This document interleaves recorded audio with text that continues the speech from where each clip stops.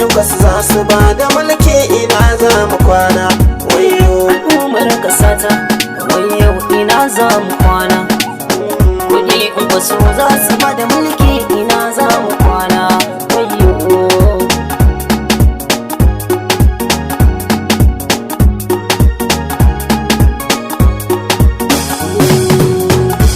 sana akwai kuɗi ƙasar mu sai an zo siyasa. Ba a ko ɗaukar mu da mahimmanci sai an zo siyasa. Fasace sa inganta ilimi sai an zo siyasa. Har yau sun gaza inganta rayuwar talakawa su 'yan siyasa. Wasannin da ake da kwakwalwar mai an zo siyasa a hankalta. Mai aiki da shi mu nemi 'yancin mu ya 'yan uwana. Wayo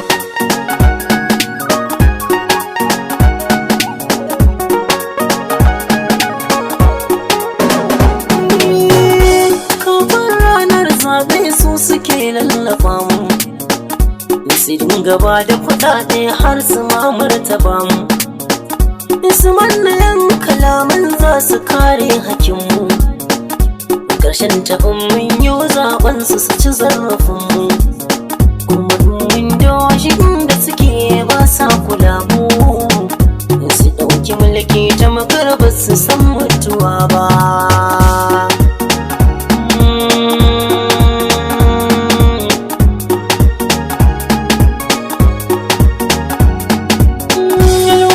Ƙasa ta zan yi kira maza har da mata, masaya miyo nazarin mafita hakan mun kafata. Ƙasa da magabata na Najeriya har da yata, muna ji muna gani yawan kamar shi mu bayi. Zalunci shugabanni kan muna ƙara nauyi, idan ba ƙasar gado na ina za na kwana.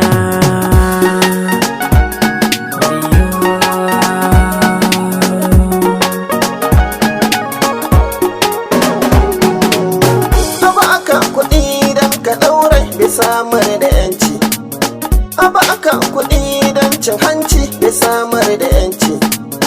A ce kan ga gaskiya ka danne bai samar da yanci. Nura MD in naki a wannan ba ranar azanci. Kuɗi kar a ba mu 'yan uwana da sai sayar da yanci a hankalta. Mu farka domin mu nemi 'yancin mu ya 'yan uwana. Wayo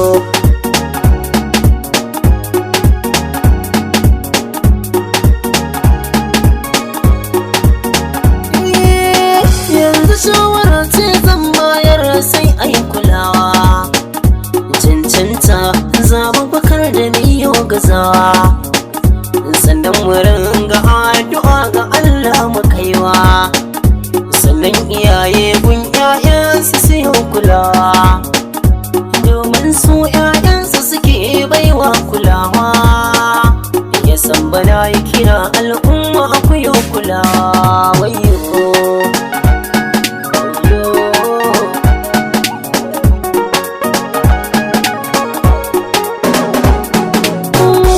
san mu rayu bakin cikin gidajen mu an gona, basara ayin min zaɓe ya kawo gashi ta nuna.